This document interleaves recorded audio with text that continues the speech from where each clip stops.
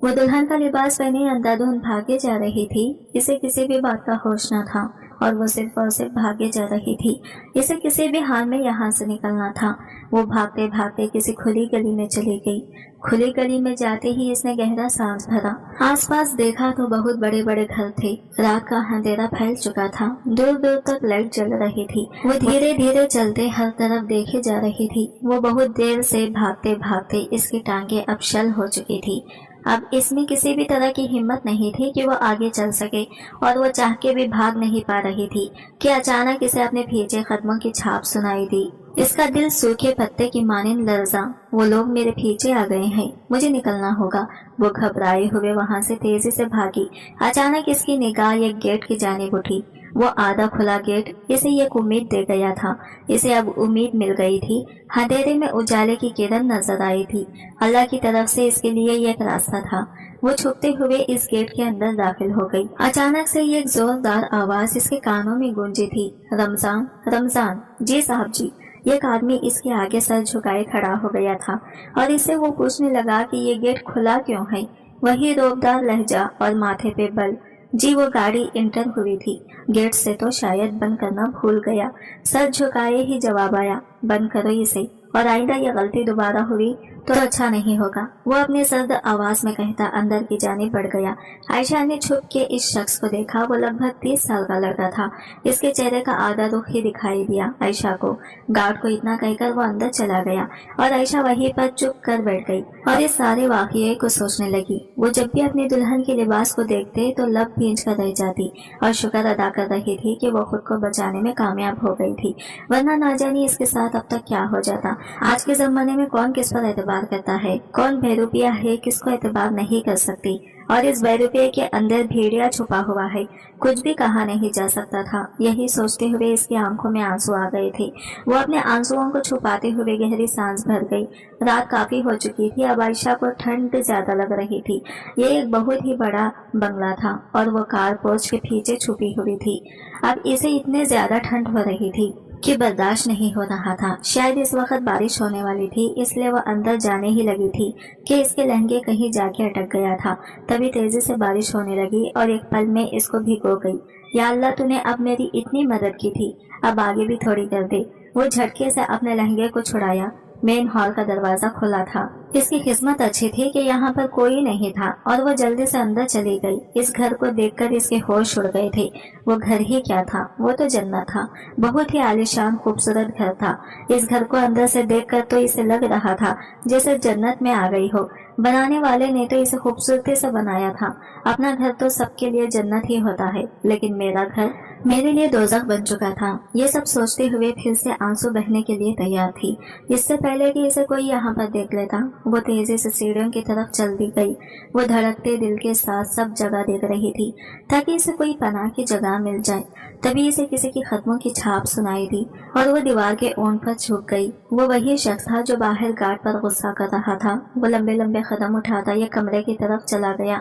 आयशा वहीं पर बैठे इस बंद दरवाजे को देखती रह गई कि थोड़ी देर बाद वो फिर से कमरे से निकलता, एक फाइल लिए वही वापस मुड़ गया जहाँ से इस तरफ आया था। आयशा ने मौका गनीमत जाना और इस कमरे में घुस गई। वो कमरा देख के दंग रह गई। वो इस महल से भी ज्यादा खूबसूरत कमरा था। वो दिलकश कमरा देखने वाले की हर आंख को ही हैरान कर देने वाली की सलाहियत रखे हुए थे। अभी वो कमरे का पूरा जायजा ले ही रही थी कि इसे बाहर से किसी के कदमों की छाप सुनाई दी। वो जल्दी से ये कबर्ड के पीछे छुपी। तभी दरवाजा खुला और एक मॉडर्न सी लड़की अंदर दाखिल हुई। वो लड़खड़ाते हुए अंदर दाखिल हुई थी। असफन, असफन, वो ऊंची ऊंची आवाज में पुकार रही थी। आयशा का दिल धक सा रह गया था, कहीं आयशा को वो देख ना ले, इसीलिए वो सिमट कर पीछे होती बैठी थी। इसी वक्त कमरे में वो शख्स दाखिल हुआ। इस लड़की ने झट से पीछे मुड़कर देखा तो इसे देखते ही इसके चेहरे पर मुस्कान आ गई थी। मेरा असफन, ये कहते हुए इसके गले लगने ही वाली थी कि असफन ने इसे पीछे को धक्का दे दिया। वो बुरी तरह से लड़खड़ाती हुई जमीन पर गिर गई थी। अपने गंदे हाथों से मुझे छूना भी मत। ये लड़की पूरे नशे में डूबी हुई थी। इस शख्स ने गुस्से में नशे में डूबी अनाविया को कहा, क्यों मैं नहीं छू सकती आपको? तुम मेरे शौहर हो और मैं तुम्हारे निकाह में हूँ। मेरा पूरा हक है तुम पर। तुम्हें चूमने का, तुम्हें देखने का, पूरे पूरे जिस्म को चूमने का हक रखती हूँ मैं। तुम पे अपनी नाजुकी का जाहिर करने का सिर्फ मेरा ही हक है। वो इसको लिपट कर कह रही थी। तभी असफर ने इसे झटके से इसे दूर किया और कहने लगा, तुम जैसी घटिया औरत को अपने पास भटकने भी ना दो। छूना तो बहुत दूर की बात है। वो अपनी शर्ट का कॉलर को झाड़ते नफरत व हकारत से बोला था, तुम जो भी कह लो, जब तक निकाह में हो करीब आने से नहीं रोक सकते। वो फिर से इसकी पिष्ट पे बाजू हमायल कर गई। असफर ने झटके से इसके बालों में हाथ डाले इस पर झटका दिया। निकल जाओ मेरे कमरे से। वो इसे गुस्से से चिल्लाते हुए बोला, क्या कोई और पसंद आ गई है तुम्हें? वो दुखी जख्मी लहजे में पूछने लगी। मिल गई तो फौरन इसे निकाह कर लूंगा, इसे अपने महरम बनाऊंगा और इसके साथ अपने सुहागरात में मनाऊंगा और इसे अपने वजूद को छूने का हक भी दूंगा। जितनी तुमसे नफरत करता हूँ इतनी ही मोहब्बत में इस लड़के से करूंगा। समझ जाइए, अब निकल जाओ यहाँ से। और वो झटके से इसके बाजुओं को पकड़कर कमरे के बाहर ढकल दिया और दरवाजे को लॉक लगा गया और खुद अपनी शर्ट उतारकर दूर फेंक दी। इसके मजबूत मसल्स और चौड़ा सीना देखती आयशा दहल के पीछे हटी। इसका दिल बुरी तरह धड़क रहा था। ये शख्स बहुत जुनूनी और गुस्से वाला था।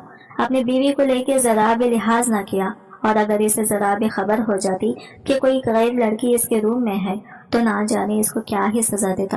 खौफ से आयशा कांप रही थी। घबराती हुई आयशा का हाथ लैंप पर लगा और गिर गया। असफन जो अपनी शर्ट उतारे अब पैंट से बेल्ट निकाल रहा था, लैंप गिरने की आवाज में पलट कर देखा और अपने सामने दुल्हन बनी कमसन लड़की को देखते ही वह हैरान रह गया, जबकि आयशा को डर के मारे सांस ही रुक गया था। असफन अपने लब भींजे माथे पर बल डाले इस लड़की को बहुत गौर से देख रहा था, जो बला की हसीन थी और सबसे ज्यादा परकशिश इसकी भी भूरी आंखें थी, जिन पे लंबी गुनहरी खमदार पलकें लरस रही थी। इन आंखों में ये डर था या खौफ, वो असफन के 2 कदम मजीद पास होने पे दीवार में जा समाई। असफन ने आगे होते इसके दोनों अतराफ में दीवार पे हाथ रखे इसको महसूर किया। मारना मत। आयशा ने फौरन अपना चेहरा छुपाया। असफन ने दान पे दान जमाए इस लड़की को देखा, जो वाकई मासूम थी या मासूम बनने की कोशिश कर रही थी। कौन हो तुम और मेरे कमरे में कैसे आई? वो दरवाजे से, आयशा ने डरते डरते कहा, जबकि हाथ धीरे से नीचे गिरे। नाम क्या है तुम्हारा? इसके चेहरे का तवाफ करते पूछ रहा था। वो अपने नरम आवाज में बोली थी कि जी आयशा, आयशा नाम है मेरा। किसने भेजा है तुम्हें यहाँ पर? अब की बार वो पीछे होता हुआ पूछ रहा था। किसी ने नहीं भेजा, मैं खुद यहाँ आई हूँ क्योंकि मुझे पनाह चाहिए थी। वह हकलाते हुए डरते हुए लहजे में बोली थी। अपनी शादी से भागी हो? सिगरेट का धुआं हवा में छोड़ते इसको सर से पांव तक देखते अब दिलचस्पी से पूछ रहा था। आयशा ने डर के पहले नफी में गर्दन हिलाई, फिर अगले ही लम्हे इसने असबाब में सर हिलाया। जबरदस्ती कर रहे थे क्या घर वाले? नहीं, आपकी बात सब कुछ याद करते इसकी आवाज हकला गई, जबकि लहजा नम हुआ। फिर भागी क्यों? धोखा था सब, ये शराब। आप मुझसे निकाह कर लें प्लीज। वो अचानक से इस पे बम फोड़ गई। क्या कह रही हो? दिमाग दुरुस्त है? वो सिगरेट एशट्रे में मसलता उठा था। प्लीज कर लें, मुझे पनाह चाहिए और आपको एक अच्छी वफादार बीवी। वो इसके आगे हाथ छोड़कर कह रही थी, प्लीज मेरी मदद कर दें।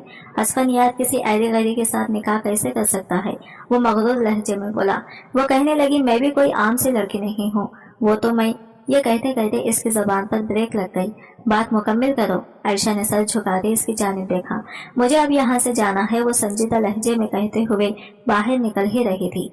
तभी असफन कहने लगा, और तुम्हें क्या लगता है असफन यार तुम्हें यहाँ से जाने देगा? हरगिज भी नहीं। इसकी बात सुनकर आयशा ने अपना कदम रोके थे, जबकि आयशा का दिल जोरों से धड़कने लगा था। क्या नाम है तुम्हारे बाप का? वो इसके करीब जाकर पूछने लगा। अफसर खान। इसके बाप का नाम सुनते ही असफन की आंखों में सुर्खी मायल हुआ। क्या हुआ? चौंक क्यों गए आप? वो नाम ही ऐसा है, लेकिन मैं तुमसे निकाह करूंगा अभी इसी वक्त। अभी वो बात मुकम्मिल करती कि असफन यार ने इसकी बात पे उसे टोका। अचानक मेरे बाबा का नाम सुन के आपको एहसास हुआ कि मैं राह चलती लड़की नहीं हूँ, आपसे शादी करने के काबिल हूँ। अमेजिंग, बट मुझे अब कोई दिलचस्पी नहीं है तुमसे निकाह करने की। वो मुंह बनाकर कहती दरवाजे के लॉक पर हाथ रख गई।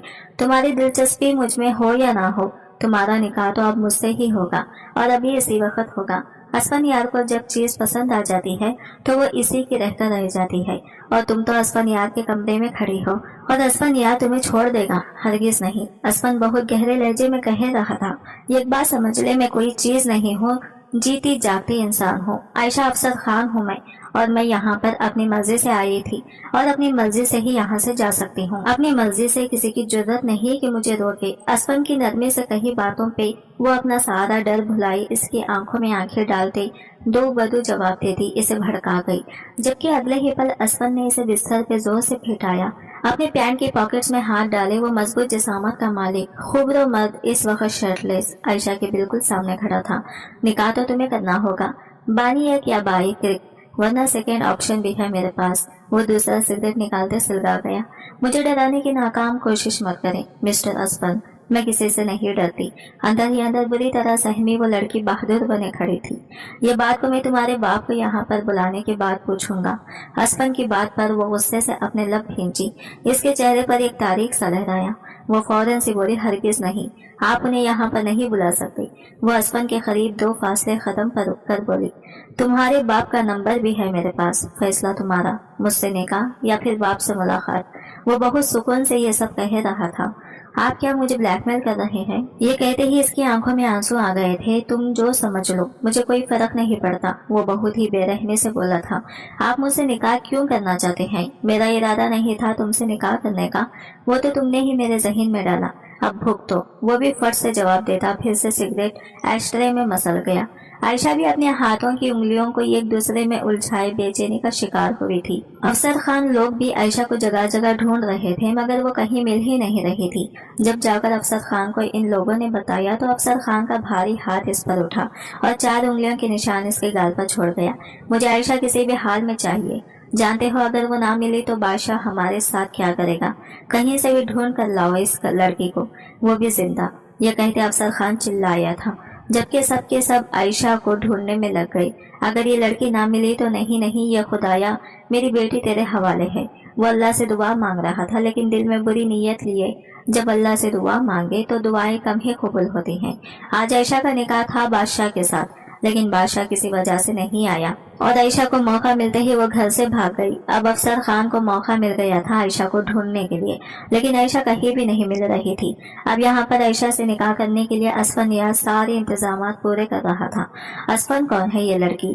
عابدہ بیگم دلہن کے جوڑے میں ملبوس کمسن عائشہ کو دیکھ کر کہہ رہی تھی، جبکہ انابیہ پر تو جیسے سر پر آسمان ٹوٹ پڑا تھا. اسفن کو لڑکیوں سے الرجی تھی جو کہ اسفن کسی بھی لڑکی کو اپنے نزدیک بھٹکنے نہیں دیتا.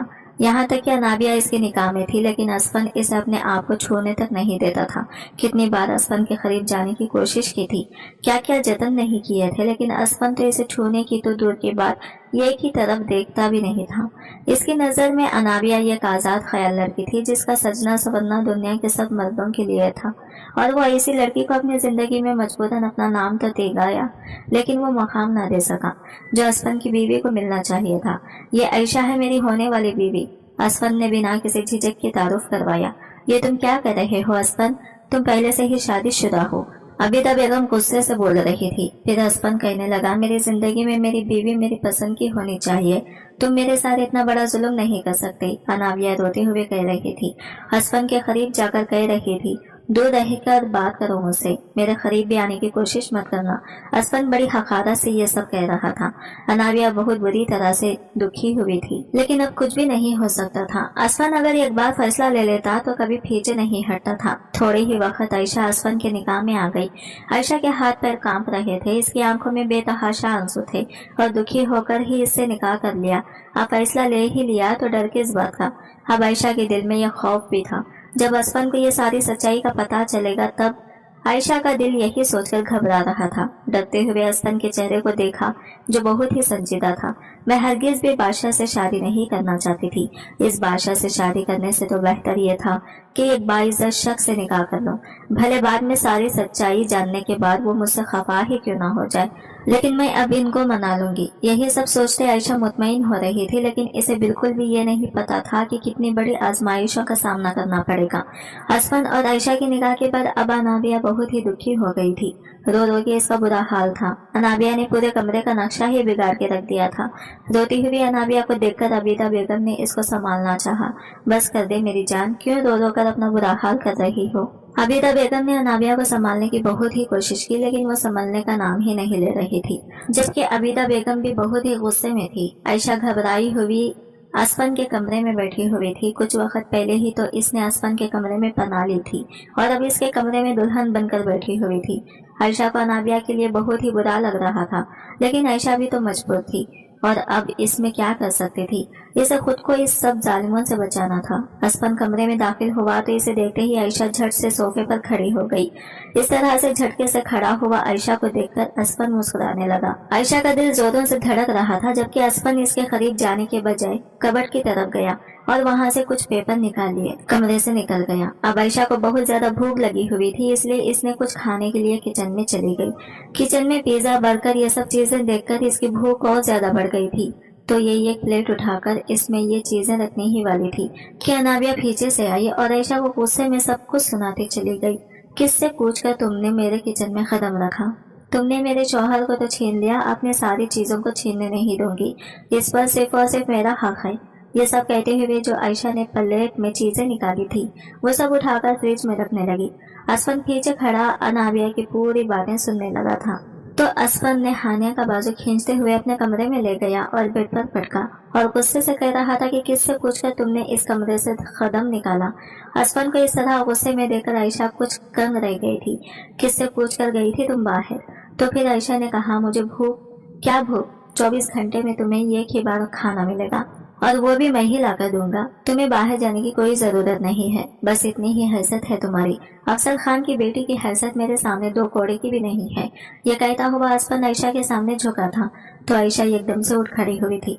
ओह, तो आप भी मेरे बाबा के दुश्मनों में से एक हैं। ना जाने मुझे बाबा के कितने दुश्मनों के सामने ऐसा बेइज्जत होना पड़ेगा। यही सोचते वो आंसू बहा रही थी। असफन ने वो शॉपर में खाना मंगवाकर आयशा के सामने बेड पर फेंका और वो कमरे को लॉक करके बाहर चला गया। शॉपर खोल कर देखा तो थोड़ा सा ही मिकदार में खाना सालन था। इस थोड़े से खाने को देखकर आयशा रोने लगी, क्योंकि इसे तो भूख भी नहीं मिटती थी। कल से कुछ खाया नहीं था, अब वो मजबूर होकर खाना खाने लगी थी। इसे अब प्यास भी लग रही थी, लेकिन कमरे में पानी भी मौजूद नहीं था। वो खामोशी से बेड पर लेट गई और नींद की वादियों में खोने लगी। तब ये गहरी नींद में थी, तभी इसके जिस्म पर किसी का हाथ चलता महसूस हुआ तो ये हड़बड़ाकर उठ बैठी।